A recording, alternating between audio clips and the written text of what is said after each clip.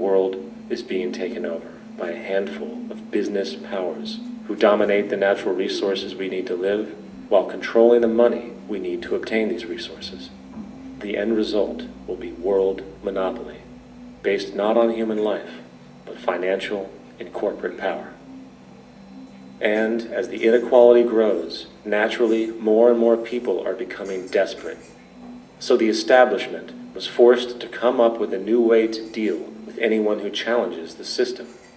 So they gave birth to the terrorist. The term terrorist is an empty distinction, designed for any person or group who chooses to challenge the establishment.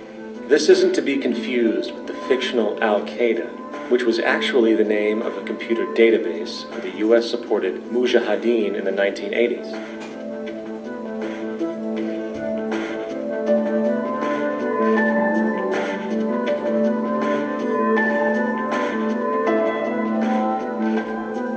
In 2007, the Department of Defense received $161.8 billion for the so-called global war on terrorism.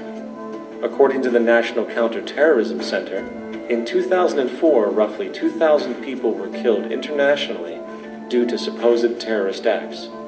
Of that number, 70 were American. Using this number as a general average, which is extremely generous, it is interesting to note that twice as many people die from peanut allergies a year than from terrorist acts. Concurrently, the leading cause of death in America is coronary heart disease, killing roughly 450,000 each year. And in 2007, the government's allocation of funds for research on this issue was about $3 billion. This means that the US government in 2007 spent 54 times the amount for preventing terrorism than it spent for preventing a disease which kills 6,600 times more people annually than terrorism does. Yet, as the name terrorism and Al-Qaeda are arbitrarily stamped on every news report relating to any action taken against US interests, the myth grows wider. In mid-2008, the U.S. Attorney General actually proposed that the U.S. Congress officially declare war against the fantasy. Not to mention, as of July 2008, there are now over 1 million people currently on the U.S. terrorist watch list. These so-called counterterrorism measures, of course, have nothing to do with social protection, and everything to do with preserving the establishment amongst the growing anti-American sentiment both domestically and internationally, which is legitimately founded on the greed-based corporate empire expansion that is exploiting the world. The true terrorists of our world do not meet at the docks at midnight or scream Allah Akbar before some violent action. The true terrorists of our world wear $5,000 suits and work in the highest positions of finance, government, and business. So, what do we do? How do we stop a system of greed and corruption that has so much power and momentum?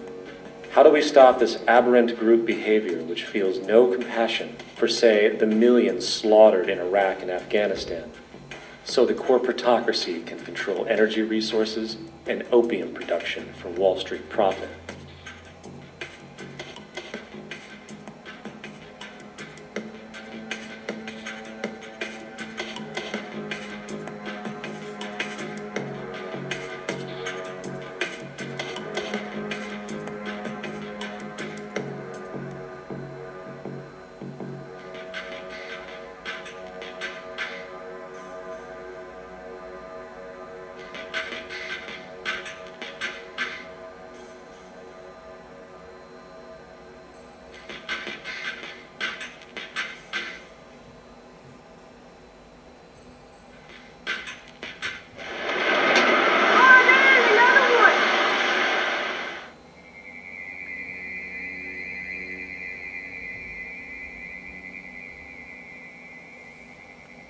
How do we stop a system of greed and corruption that condemns poor populations to sweatshop slavery for the benefit of Madison Avenue?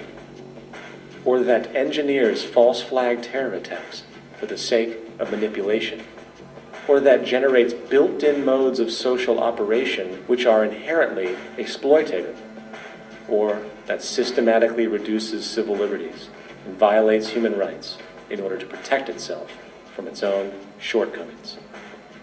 How do we deal with the numerous covert institutions, such as the Council on Foreign Relations, the Trilateral Commission, and the Bilderberg Group, and other undemocratically elected groups, which, behind closed doors, collude to control the political, financial, social, and environmental elements of our lives?